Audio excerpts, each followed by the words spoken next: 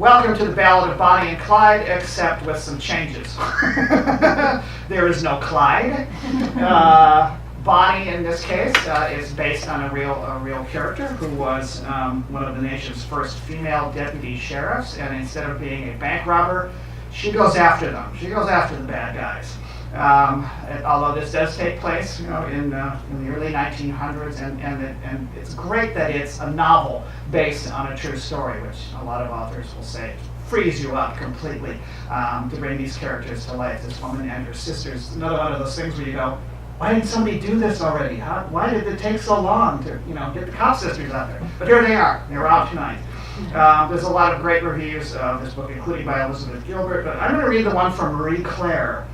Of all places, Marie Claire says, in part, this historical novel by the best-selling author of The Drunken Botanist stars an unforgettable, not-to-be-messed-with heroine, one of the nation's first female deputy sheriffs. It all begins circa 1910, when an earnest request entangles a family with a town thug. The rest is kick-ass history. That's what you're in for. Amy Stewart, welcome back. Amy has been here before with any number of books. The Girl Who Waits with Gun is the new one, it's the novel. She also has 6 nonfiction books on the perils and pleasures of the natural world, including 4 New York Times bestsellers, of course, The Drunken Botanist, also Wicked Bugs, Wicked Plants, and Flower Confidential, and comes down to us from Eureka, California, where she has joined the ranks of independent booksellers and now owns Eureka Books. And it's doing well, from what I hear. And I will quote here from the end of this: the store is housed in a classic 19th century Victorian building that Amy very much hopes is haunted. It's Amy Stewart.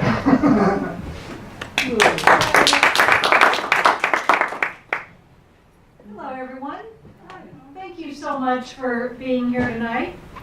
I also want to thank Book Passage. I loved this bookstore for many, many years before I ever wrote a book, and since then, you guys have always invited me to come speak, and I've been so grateful for that. Now that I own a bookstore of my own, I appreciate more than ever the importance of buying your books at the bookstores that you love and frequent. When my husband and I first bought our store, I remember standing behind the counter and people would walk in and say, "Oh, this is so beautiful. Oh, I love bookstores. Oh, I love the way books smell. I love books." And then they would walk out without buying anything. And I thought, oh no, I don't think this is how it works. We're doomed. So, what I did, I thought, well, how am I going to continue to support my other local bookstores in town? Humboldt County is actually, believe it or not, home to 7 independent bookstores in that rural county.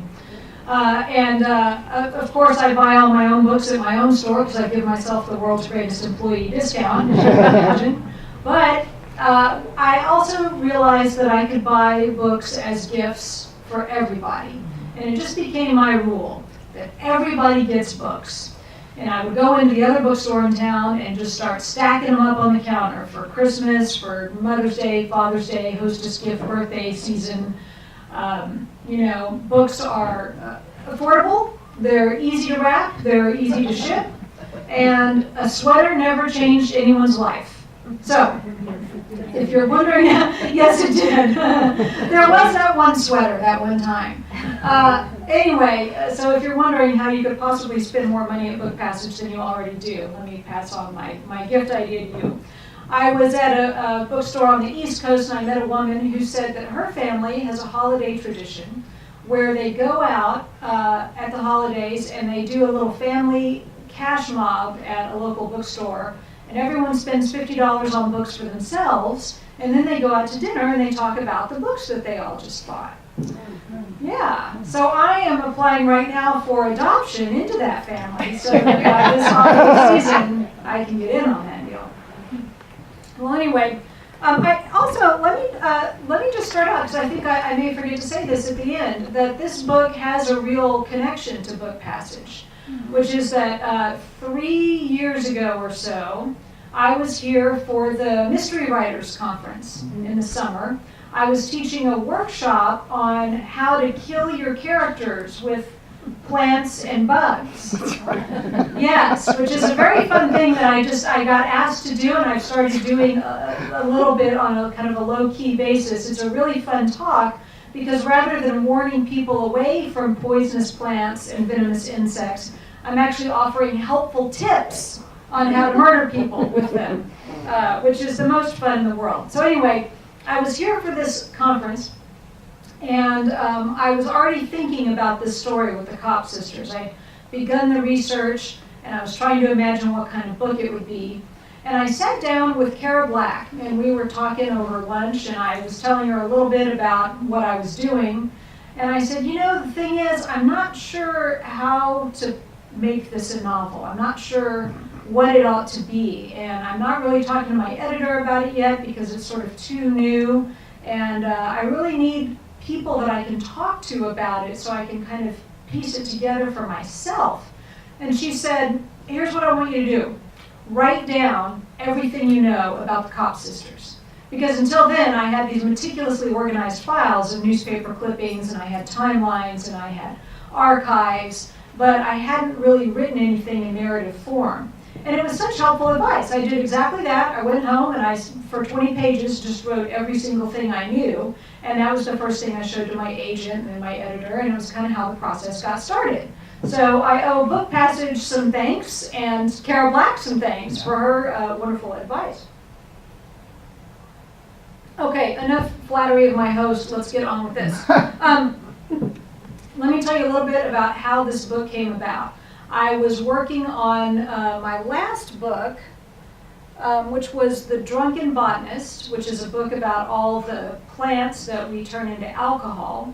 And I was writing about a gin smuggler named Henry Kaufman. And Henry Kaufman was basically just a bootlegger.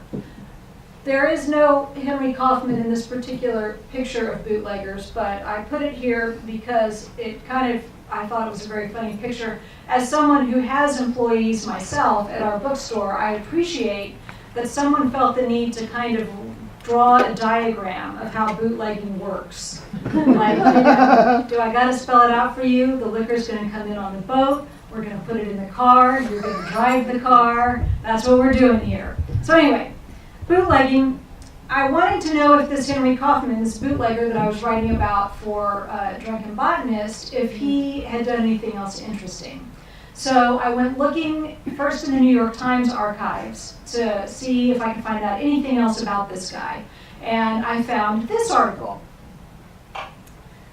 Now, I'll never know if it was the same Henry Kaufman. It turns out that there are a lot of Henry Kaufmans out there in the 1910s, and most of them were apparently engaged in some kind of criminal activity or another.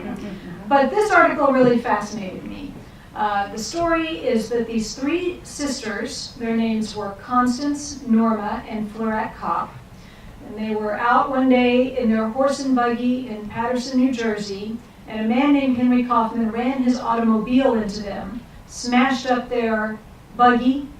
They asked for payment for the damages, which was a completely reasonable thing to ask for. He refused to pay, and they got into a conflict that escalated until pretty soon they were getting shots fired at their house, bricks thrown through windows, kidnapping threats, arson attempts. I mean, really, he just sort of unleashed his gang of thugs on them, and these three sisters were under siege in their little farmhouse outside of Paterson, New Jersey, for the better part of a year. I thought it was a fascinating story, but you know, this happens all the time to writers. We find something really interesting that we weren't even looking for. And sometimes you take those things and you throw them into a folder of things you might come back to someday, but probably never actually will. But in this case, I kept digging. So that same day, I found a little short article about the accident itself. They tried to find him and hope that would take care of it, but it really didn't. I also found out that the Kopp sisters went to the county prosecutor for help. His name was John Porter.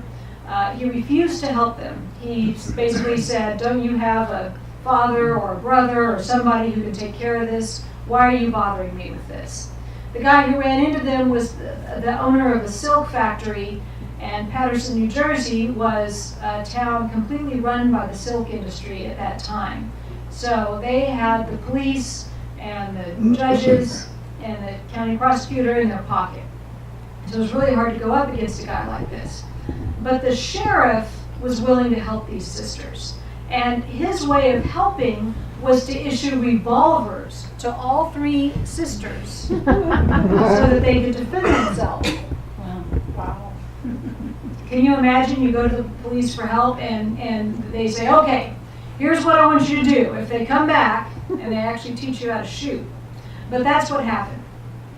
And the newspapers had a field day with it. As you can see, there were all these crazy, very funny illustrations, wonderful headlines.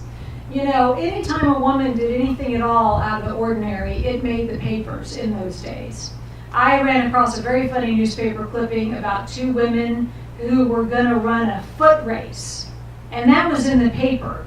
Like, two women are going to go outside and run really fast. And we're all going to show up and watch that because, like, that has never happened before. So anything would get in the paper. So this really attracted the attention of reporters.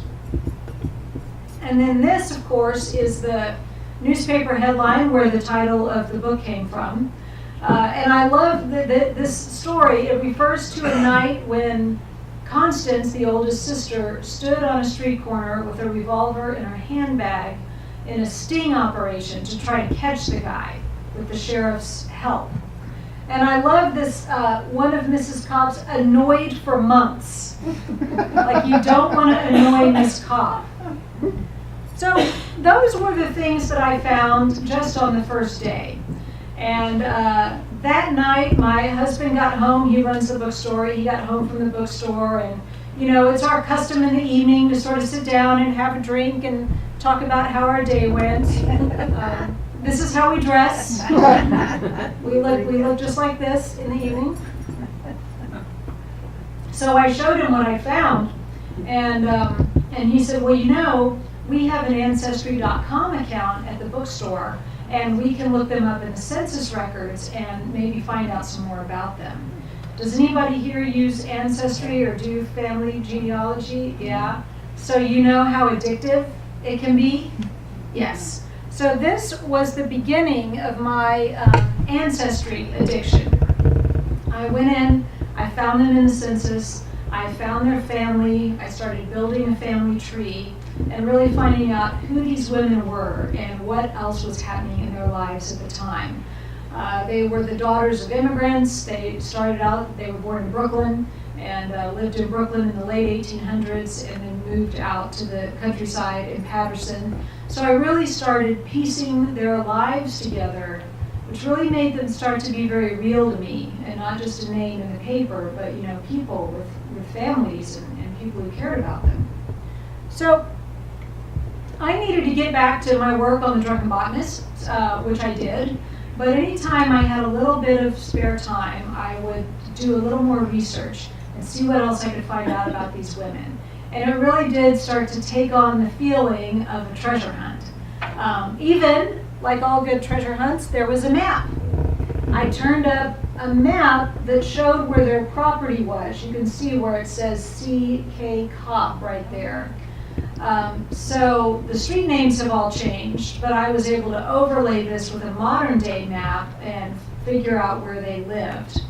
And if you read the book, you'll see this, that there's a scene where the youngest sister, Florette, goes down to the creek and she gets shot at when she's down at the creek. And so I saw that creek running behind their street and I realized, okay, this is all starting to make sense. It's all coming together. And as soon as I had a chance, I got on a plane and I went out to New Jersey and I stood in the creek. Wow. Which is the most amazing thing, you know, to be writing a novel and to be imagining this place and imagining these characters as if they're fiction, and then to go and stand in the very place where these events happened in real life is so strange and really wonderful to do. I went to the street corner where the girl waited with the gun. And this building, of everything on the corner, this one looked like it might have been old enough to be there in the 1910s. And I sort of walked around the building and kind of ran my hands along the bricks, thinking, Constance could have touched these bricks. She stood right here. I don't think anyone has ever been so excited to go to Hackensack, New Jersey as I was to do this research. I went to the courthouse and turned up a microfilmed version of the indictment against Henry Kaufman, which gave me the text of the threatening letters that he wrote to them. So when you read the book, several of those letters are word for word the actual threatening notes that he sent. I also went looking for Henry Kaufman's factory. You know, he was a silk dye. He owned a silk dyeing factory, and the address I had for him is now a vacant lot. But it's right next door to these buildings, which are silk dyeing factories, or were. The signs are still on them. So street addresses can change over time. It's possible that one of these was his, or it's possible that these were just right next door, but very much in the same character of what his building would have been like. So the scenes in the book where Constance goes to the factory to confront him and try to get payment are all based on being able to stand on the street and imagine when these buildings were new and not overgrown with weeds, and this was a very busy, bustling industrial part of town with workers coming in and out all the time and lots of activity happening. I also went to the jail where Sheriff Heath worked and lived. Now, in those days, the sheriff was expected to live at the jail. And he had a wife and children. And they had a little apartment kind of right there in the front of the jail. That's Sheriff Heath behind the wheel of that car over there. You can see that the jail looks kind of like a medieval dungeon. They had this idea in those days that a jail should look like a dungeon so that criminals would be terrified to go there and would therefore not commit any crimes. We could all see how all that idea turned out. But I showed up at the jail unannounced. It's still there today. It's not being used to house inmates anymore. It's empty. It's under historic preservation, and they're just storing records and things in there now. I showed up unannounced, and a guy came out who's sort of the public relations officer for the sheriff's department. And I had to talk real fast to try to explain myself because he was pretty busy and didn't really have the time of day for me. But I finally got around to saying the word Sheriff Heath. And he said, Heath? Robert Heath? And I said, yeah. He goes, I know about Robert Heath. Come here, come here, come here. And he brings me into his office. And it turns out that Robert Heath was an amateur photographer.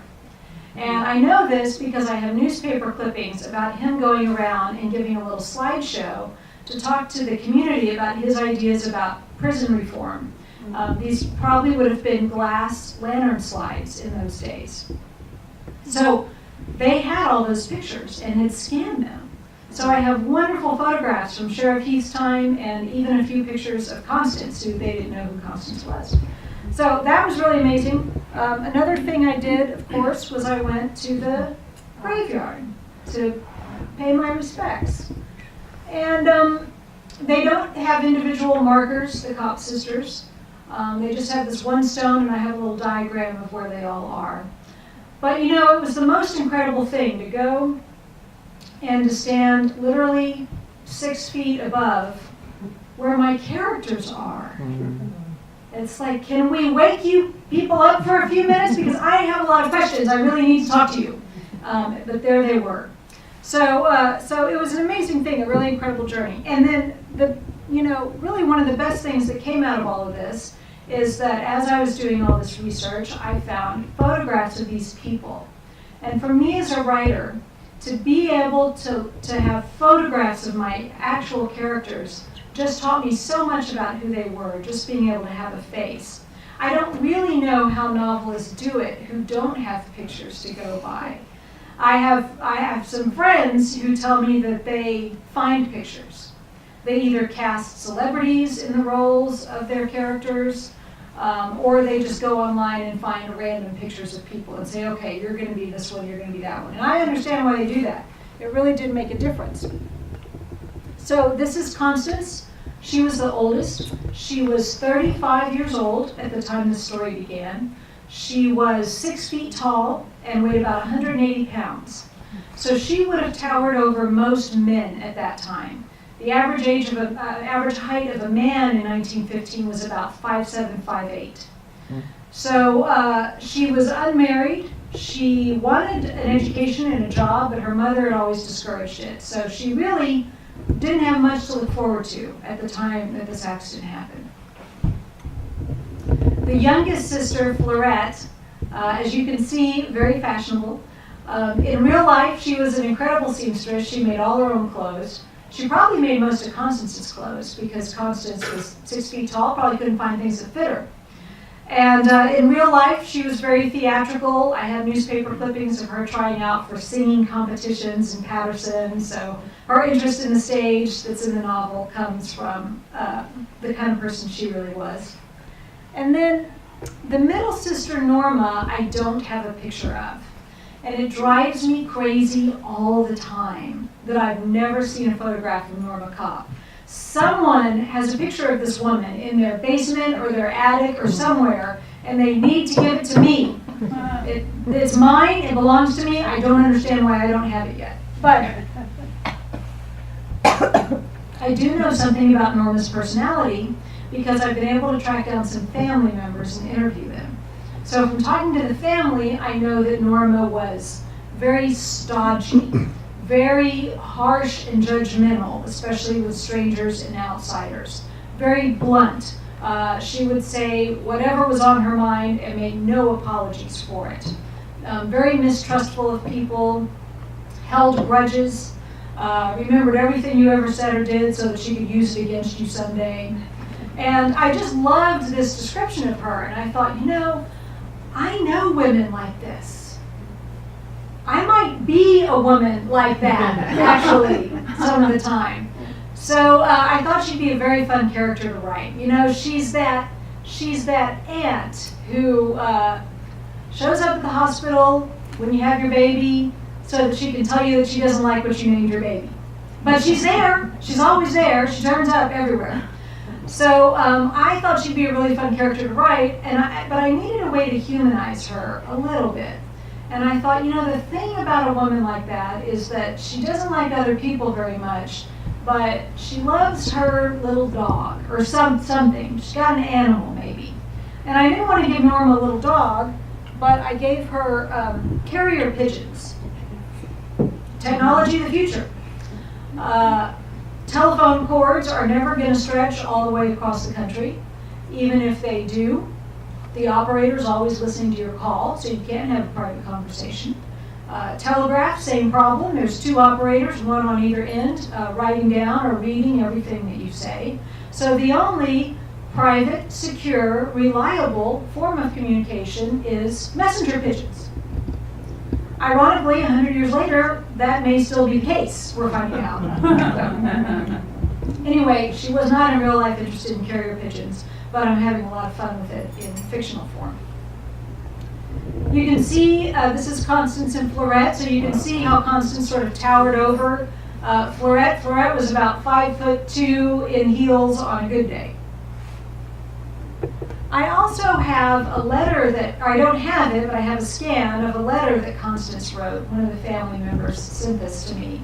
This is a thank you note thanking one of the deputies for their help in this case. So it was so amazing to me to get to read her in her own words and to see her handwriting and to see how she signed her name, which I think is such a personal thing about a person, to see how they wrote their name. And I liked it so much that I actually made a rubber stamp out of her signature. So tonight, if you want, Constance can sign the book. Here's a little better picture of Sheriff Heath, a really great guy, very progressive, very reform-minded. He believed in getting at the root causes of poverty and crime. He wanted to help his inmates. He wanted to give them medical care, which they weren't getting before. Better food, a prison library, church services. He did all kinds of things for the prisoners that had never happened before. And he took a lot of criticism for it. But I know quite a bit about him because I actually have transcripts of speeches that he gave at conferences, speaking out for better treatment for inmates and for prevention rather than punishment. So he was a great guy. And he definitely saw something in Constance that maybe no one else had ever seen before. And so he enlisted her help in catching this guy, which was highly unusual, very irregular, but he trusted her and he believed that she could do the job. Now, even some of the minor characters, it was so great to have pictures of them. This is John Porter, who was the county prosecutor who refused to help them in the very beginning. He's only got a scene or two, but I was just so delighted when I found his picture in a newspaper. I was in New Jersey just a few weeks ago, and I put this picture up on the screen, and a woman came up to me at the end of the talk and said, you know, my husband's name is John Porter, and he's named after his grandfather or great-grandfather, and I wonder if it's the same John Porter.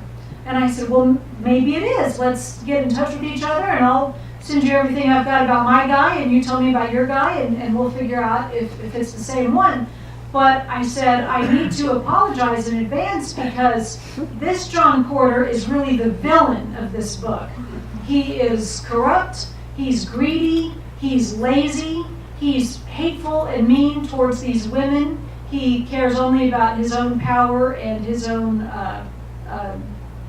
success, and doesn't really care about anyone else. So I'm sorry about that. And she said, no, actually that sounds about like my husband's family. I think he's ours. That's okay. This is John Ward. John Ward is an attorney who in real life the Cop sisters will have dealings with in future years, and he had a lot of dealings with Sheriff Heath. But I saw this picture of him, I got this from his family, and I loved him so much. Just looking at that face, I just thought, oh, this guy's going to be so much fun to write. That I wrote him in, I gave him a fictional role in this first book so we could start to get to know him a little bit. And I feel like he almost just walked away with the book. He turns up at the very end, but it was one of my favorite scenes to write. And that is his soon-to-be ex-wife, Flora, in the boat with him. You can see their upcoming divorce written all over her face right here, I think. Now, John Porter had a law partner named Peter McGinnis. The firm of Ward McGinnis was a big law firm in Patterson in those days. And I knew that in real life Peter McGinnis was a congressman and a judge. And I have a picture of him late in life in his robes looking very serious and stern. But I didn't have a picture of him as a young man. And I went to Ancestry to look to see if the family was on there and maybe they put up a picture of him. I never did find one, but I found a picture of another Peter McGinnis. This guy. Don't you love that face? Yes. How much do you love him? Don't you just want to squeeze those cheeks? I do. I loved him so much, and I just thought, oh, I can see the two of you in business together. You guys went to college together, you're inseparable, I get it, I get this relationship. So I just took him and claimed him as mine. I adopted him into the book. I'm sure someday I'm going to be doing this and somebody's going to raise their hand and say, you know, that's my great-grandfather you've kidnapped for your novel there, but there he is. Bessie Kopp is the Kopp sisters' sister-in-law. So they had an older brother named Francis. Francis had a wife, and that was Bessie.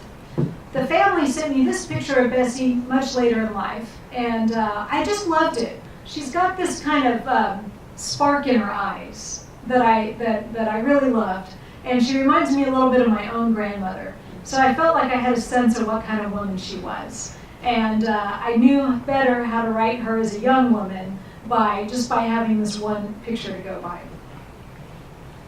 Now, I don't have a picture of Henry Kaufman, but even this directory listing gave me an idea. I knew that Henry Kaufman had been in business with his brother, but I didn't see another Kaufman on this listing. And I thought, what if it's his brother-in-law? What if it's his sister and his sister's husband? So the character in the novel of Marion Garfinkel comes from this listing. She is his sister, and she's his older sister, and she's fed up with him. Henry Kaufman has been nothing but trouble since the day he was born. They're a family of wealthy factory owners on the East Coast, and he's always gotten into trouble. And now he's a young man in his late 20s, and he drinks too much, and he drives around in fast cars, and he runs with the wrong crowd, and he smokes cigars, and he gambles, and he's making a mess of the factory, and he's spending his daddy's money, and she's had it with him. So she was a fun character to write. I think that the fed-up older sister. I am an older sister, and I'm not fed up with my brother, but I can imagine how that could happen. So that's where she came from. So let me just finish up by saying a few things about the history of the area at the time. You know, because I've written so many works of nonfiction, I do a lot of research. I probably sort of over-research. And I got very interested in the history of Paterson, New Jersey at this time. So, like I said, it was a city of silk factories. Alexander Hamilton actually had this idea that Paterson should be America's first corporate city, run by a board of directors, not a city council, and owned by shareholders. That never quite came to pass, but it did end up being a real industrial city just 15 miles outside of Manhattan. I found a picture of a silk dyeing plant, very much like the one that Henry Kaufman would have run. So the scenes that are inside the factory are all influenced by this picture. You know, they would take the raw silk and dip it into dye, and then they would sell it by the pound. So they would add things to the dye, like lead, to make it heavier, so they could get more money. And this cheap silk, it would flake off. You put on the dress, and some of that stuff would start to just come off. It was really gross. Now, the year before my book began was the Paterson silk strikes of 1913. This was a very big moment in the history of the American labor movement. The factory owners wanted the workers to operate 4 looms at a time instead of 2, and to work longer hours for the same pay. And the workers were no idiots. They figured out that they'd be making a lot more profit for the factory owners, but none of that profit would be shared with them when they were the ones making it possible. I realized that this has no bearing on anything that's happening today. Probably sounds really unfamiliar to everyone. But believe it or not, 100 years ago, wealthy owners of businesses were trying to exploit their workers. So tens of thousands of workers walked off the job. Workers in New York and Pennsylvania walked out in solidarity. It was a huge deal. There were a lot of famous people in Paterson organizing this strike. Elizabeth Gurley Flynn, suffragist and labor leader, was there. And Margaret Sanger, birth control advocate, founder of Planned Parenthood, and suffragist and labor leader. I love it. It's been so interesting going around the country. Margaret Sanger, I always get like a little fist bump from people in the audience when I put up a picture of Margaret Sanger. She's so terrific. And then Jack Reed. So if you saw the movie Reds, you remember Warren Beatty's character. Jack Reed was there. He spent most of the Paterson silk strikes in jail in Paterson, but he wrote wonderful dispatches from the Paterson jail about what was going on. So one thing that happened during these strikes, they went on for 6 months, and the workers had no money, no way to feed themselves, and the unions put up relief tents, and you could come and get food. But they ran out of food every day. You know, the factory owners went around to all the bakers and butchers and delicatessens and said, if you sell to the union, it's curtains for you. So they had a hard time getting food, and the workers couldn't feed their children. So the union organized the children's evacuation of Paterson, where they put kids on a train and sent them into New York to live with families who were sympathetic to the cause and willing to feed these kids. By the way, I don't have a cold, I'm just losing my voice. I'm in I think I'm in week 5 of this book tour, so you're not going to get germs from me. Anyway, here they are, little notes pinned on their coats, getting ready to just go off and live with complete strangers for however long, until their families can bring them back. Can you imagine having to do that, having to send your kids away like that? So you can see them getting on a truck that looks like maybe it's used to haul cattle around most of the time, going off into the city. And in real life, some of those kids didn't come back. You know, in those days, especially if you were an older child, in New York City, if you were 10 or 12 years old, you could get a job in a factory or selling newspapers on the street, something like that.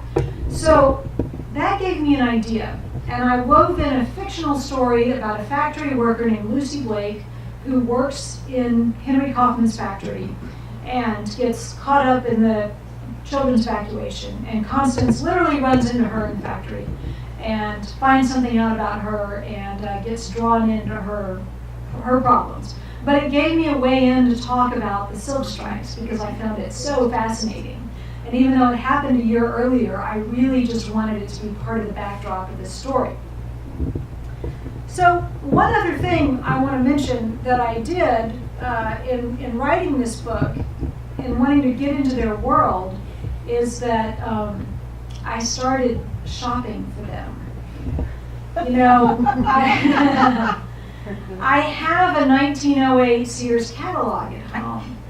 And any object in the book, whether it's a hat or a coffee percolator or a chair, whatever it is, I would go through that catalog and a few other similar things like that I have and pick one out for them. Even if it's not really described, like they make coffee at their house and it never says what the percolator is or exactly how it works, but I know because I picked it out. And then I figured out that I can actually buy things for them. eBay is an amazing place. I found a milk bottle opener from the dairy down the street from their house with a logo on it, the Sycamac Dairy. Well, they would have had those floating around the house, so I bought that.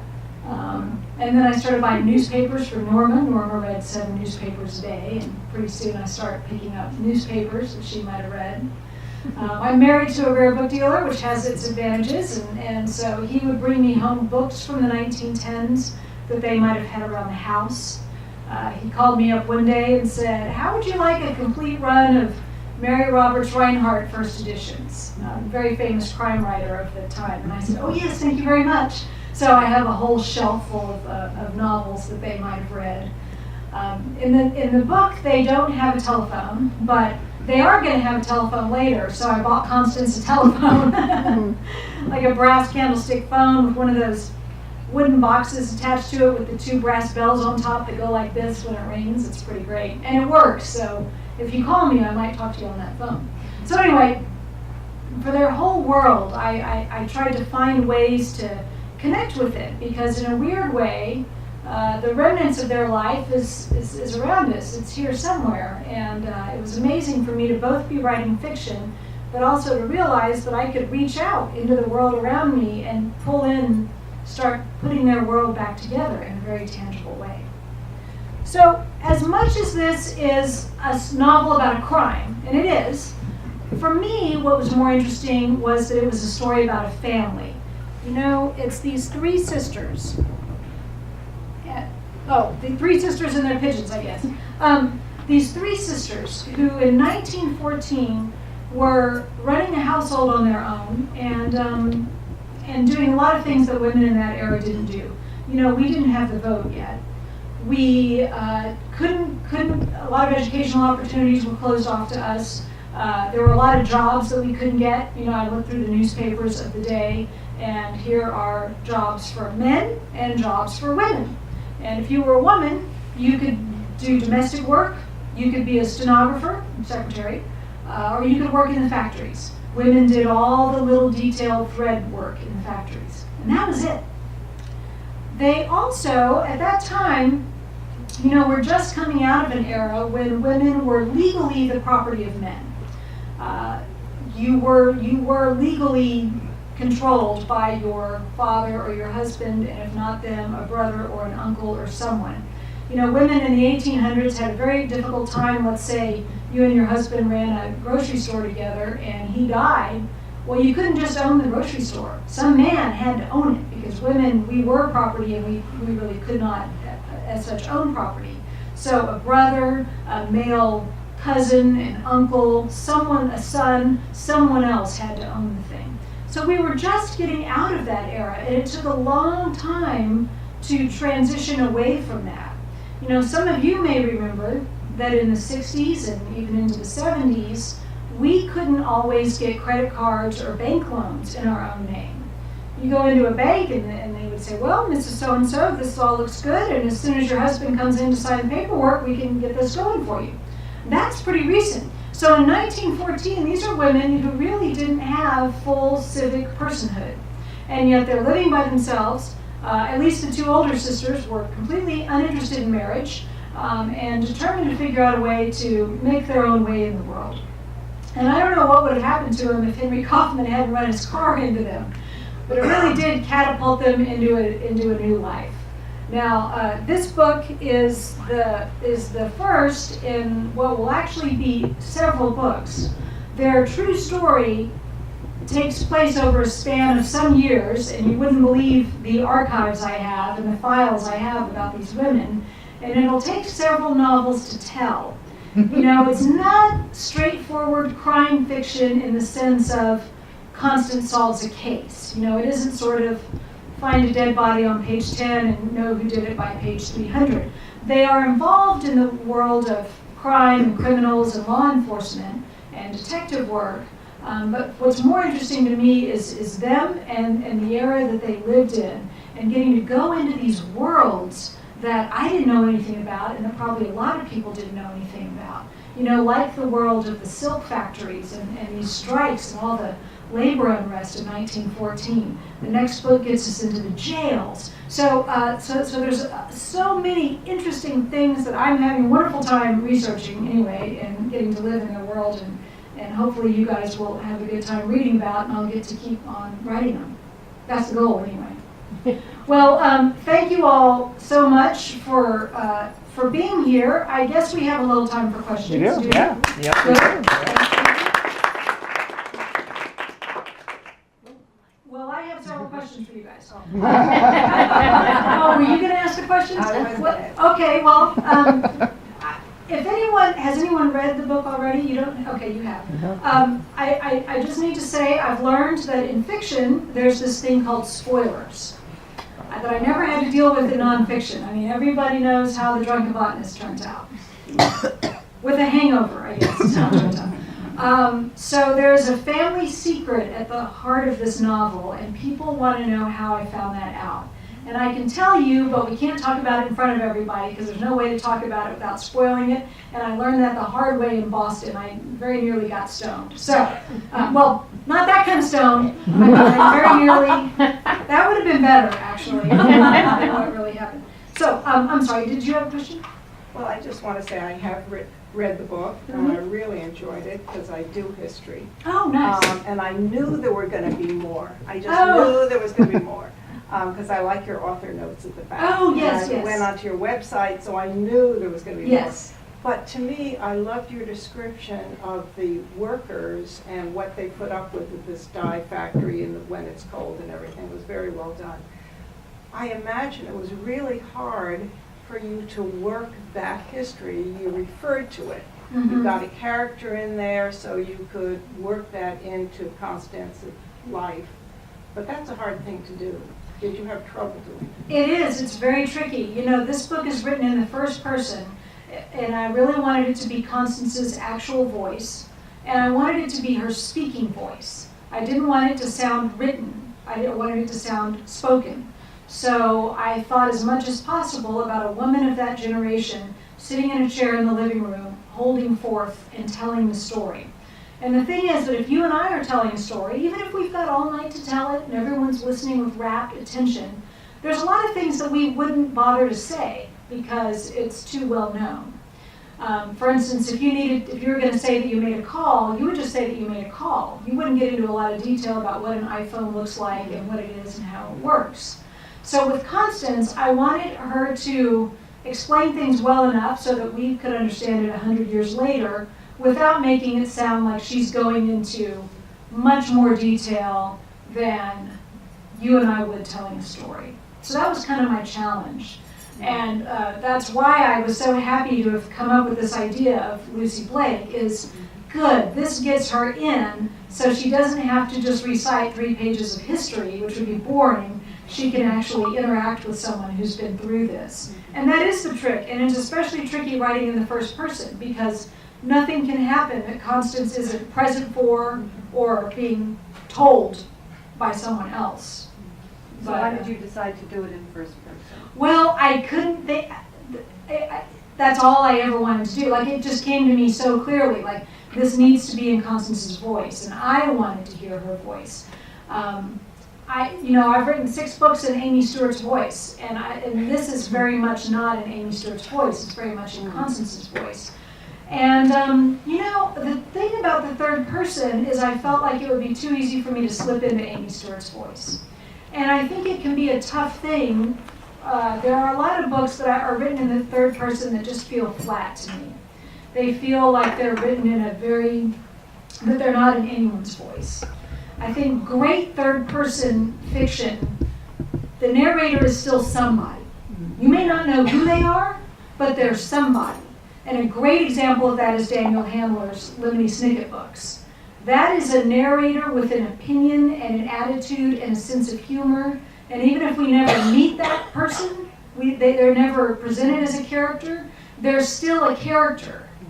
And I think sometimes in third person, if you don't know who your character is who's narrating, then it ends up just being the author narrating, and it can sound kind of flat and dull. But I just loved Constance so much, and I just wanted it to be her speaking. I wanted her to get to speak. I tried it a little bit in third person, and it just bored me to tears. I gave up almost too quickly with that. Is that what made it easier to make all of this fact into fiction? Because you just heard her voice and made, you talked about how you're going to make this into a novel, into fiction. Is that what made it actually easier? Otherwise it would have sounded like a history, the history of Patterson, New Jersey. In some ways it was nice to be limited in that way, because first person is limiting. Because Constance can only say the things that Constance knows. So there was no option for me to switch over and be alone with Henry Kaufman in a room while he's off doing whatever he's doing. I think if I'd been able to do that, it would have been a very different kind of book, and it would have been about a different thing. For instance, Henry Kaufman, like some people have said that Henry Kaufman is too shallow, too thinly sketched. But part of the issue for me is Constance can't know him too well, because he's the guy behind the tree firing the bullets. Like, they can't sit down and talk about their childhoods with each other, right? He's deliberately trying not to be seen. So I created ways for her to find out more about him by talking to his sister and by talking to the sheriff. But he is a shadowy figure because that's as much as she can know. And that does definitely narrow down what the book can be. In a way that's probably good for me. I probably would have been overwhelmed with too many options otherwise. Yeah. So you've written quite a few books that are nonfiction, and this is, very, very different. And I've heard you speak before with great enthusiasm about writing your nonfiction books, and now you're doing the same for the fiction books. Do you see yourself going back and forth, or do you kind of think you've kind of found a new direction? Well, I think, never say never, but I don't have an idea for a nonfiction book right now. And this series, if I can pull it off, it'll be a book a year. That seems like a very tall order, because my last few books have been 2 years apart, and they were easier books to write. So I'm not sure I'm going to be able to do this, but the second one is done and is coming out next September. So that one for sure is in the bag. The question is, I had a little bit of runway time that I don't have anymore. So now I got to go home and get right to work on book 3. And so the question is, how quickly can I pull this off? I think since it's, I've already built the world, and I already have the character's voice, and I already know what they did. My research is sort of always ongoing, but I've got a general sense. Maybe that helps, but I don't know. We'll find out. Yeah. Yes. You're obviously deeply in love with the Kopp sisters. Mm-hmm. I mean, and you become one of them. Yeah.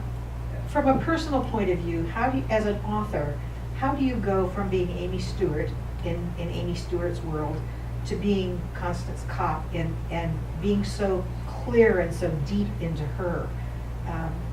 Do you set aside time? Is it something you do mentally? I mean, how do you make that transition? I do actually. For several years I've had the habit of staying home in the winter to write. I have had with these books a very busy speaking career that could keep me busy all year long if I wanted to. But it's so hard to travel in the winter. I do not want to be stuck in O'Hare in January. So I just decided, I'm taking the winters off. I'm going to stay at home. Usually that means that it's cold and rainy outside. Let's hope it's cold and rainy outside this winter. And I just hunker down. And I actually, and I write every day, and I have a quota. And I stay off the internet. I use freedom to kick myself off the internet. I read books written at that time, so I read novels from the 1910s and newspapers and magazines from the 1910s so that I can stay in that voice. And I really am ensconced. And I don't like to take a day off. Thanksgiving and Christmas annoy me deeply. I'm like, no, I have to work. Fortunately, we own a bookstore, and it's a very good excuse not to go anywhere for the holidays. I say, oh darn, day after Thanksgiving, biggest shopping day of the year. Got to be at the store. Of course, my husband's at the store, and I'm just home working and pretending like it didn't happen. So I do that. I also, and I do have a quota every day. It's 1,000 words, sometimes more. If I can get 1,500 words a day or 2,000 words a day, I will. But it's a minimum of 1,000 words. I heard an interview with Alexander McCall Smith, who is absurdly prolific, right? Perhaps too prolific for his own good. But he said that he writes 1,000 words an hour. Oh my God. Wow. Right? Well, Yeah, sometimes it reads like, well, I had the same reaction you did. And then I realized, you know what? I write 1,000 words an hour all the time. I mean, if I'm writing emails, I can easily write 1,000 words worth of emails in an hour. If I need to write a press release for a bookstore or a news, I used to write newspaper columns, and they weren't paying me hardly anything. I had to get it done in an hour, or it was going to be a less than minimum wage job. So I thought, I do that all the time. So now what I do is I set freedom, which is the thing that kicks me off the internet, and it's got a timer, and I set it for an hour, and I try to write 1,000 words. I just write real fast. Just don't stop. Keep going. And the problem with that is that absurd things happen. Like I will put Constance on a train, and then the next day I'm like, where is she even going? Why is she even on a, but that got me to my 1,000 words. So it takes me longer than an hour. I mean, it takes me a few hours every day. But that's kind of my intention, is just go fast, shut everything off, and work. Yeah, I have to be at home. Like I've been on the road for a month now, and my editor kind of hoped that I was going to be doing edits on book 2 while I'm on the road, and I just can't. It's all I can do to just remain upright and get everywhere on time and get through the traffic. So I have to be home to do it.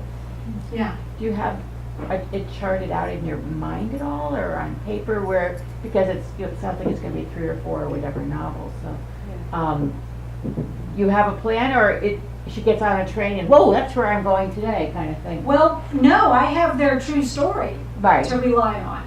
So much of what happens is real, especially in these next few books. She made so many newspaper headlines all over the country. So, I know what's really happening. Okay. And I'm starting to get this sense, and this has happened really on book tour, actually. It's been so interesting to be out talking to readers and getting reaction. The problem with writing novels is it's just you all alone in a room, and then maybe there's an editor. But the interesting thing is readers have actually been really interested in things like the silk strikes and the industrial stuff and the workers and kind of the setting. And I had this hope with this series that I'd be able to do, in a way, kind of what they did on The Wire. It's like, this time we're on the docks, and then we're going to be in the schools, and then we're going to be, that way that they kind of moved into different worlds every season. I sort of had this fantasy that my publisher was going to put up with that, and I could be like, first we're in the factories, and then we're going to be in the jails, and then we're going to be in the, and I have all these worlds, and readers have been kind of interested in it, so I actually have more confidence that I can pull this off and that people will stick around for it. So I do have a very clear sense of where it's all going. It could be, and it feels crazy to say this, I almost hate to even say it out loud, but it could be as many as 10 books. Oh, baby. I know, right? I should not sign on for something like that. That sounds nuts. But it's 3 for sure. That's what I definitely have committed to. So that much will happen. Yeah. So this isn't really a question, but as you were talking about the silk industry, it made me think of my grandmother who lived in Weehawken. So Oh. she was a young girl who came from Kiev and didn't speak much English. And when she came to the New York area, she became a pattern maker. Oh. So when you said there wasn't anything for women to do, there were a lot of women who went into the garment Yes. center in New York. So Yeah, maybe factory. that's part of your wire story. You can go to the garment center. Yeah. But- Yeah. No, factory work was textile work was a real. hard And they were work. part of unions, the workmen's Oh, circle yeah. and things like that. Yeah. Yeah. Interesting times. What else? Any other questions? Yes. I don't know, just without jinxing it, do you want to talk about the possible mini-series that you were talking to me about? Well, I hope. Yeah. There's a possibility of a TV series. I was just in LA, so I met with the people. And, those things are such a long shot, if they ever even get made. But just getting to talk with a couple, it's a team of 2 women, and they're so talented, and they've worked on so many shows that you've heard of. Just even getting to talk with them about these stories and where they might go is so much fun for me, like to talk to other really talented writers who are as invested as I am. So hopefully that's going to come together, and it'll at least exist on paper. But then, it's a long and arduous process to go around pitching it. But it's good people and a good studio that is a household name. And if it did come together, it would just be a ball to get to work with these folks a little bit. It'd be really fun. So fingers crossed. We'll see. Yeah. Well, thank you all so much. I did want to mention I brought you something. I forgot to get them out, but I have tattoos. Yay! Yes, I have tattoos. They're really fun. A gun? Or- No, of the cover. I put one of these. See there? Oh, you can't see them, but here I'll show you. They're really cool. And if you're into social media, there's a little hashtag contest. If you put a picture on Twitter or Facebook, you could win a book. I put these on my parents who live out here in Santa Rosa. They're in their early 70s. They've never worn a temporary tattoo before. And they were like, wow, that's so cool. Oh, it looks so good. And my dad said, he said, all right, I'm going to need you to leave me a couple more of these because I'm going to, later on tonight, put these on a part of your mother's body that you don't want to know about. And I was like, okay. I'm good, I'm out. How to clear a room, how to get your kids out of the room. Anyway, so please take some of these as well. Thank you. Thank you.